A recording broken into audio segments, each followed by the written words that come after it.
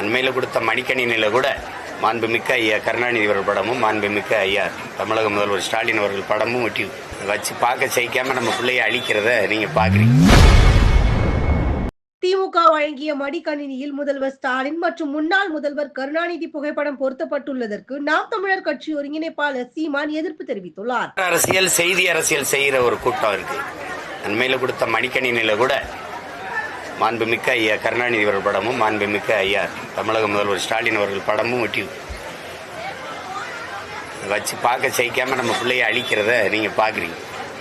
இதைத்தான் செய்தி அரசியல் விளம்பர அரசியல்னு சொல்றோம். என் காசுல உங்க படத்தை ஒட்டி நீங்க கொடுக்கறது அது சரியல்ல. ஒரு கட்சிக்கான விளம்பரத்தை தேடுவது மாண்பா இல்ல. இந்த 30 லட்சம் மடிக்கணினிய 10ஆப்பு 12ஆப்பு படிக்கிற பிள்ளைகளுக்கு கொடுத்திருந்தா, போன ஆண்டே கொடுத்திருந்தா பயனா இருக்கும். அது மக்கள் அரசியல்.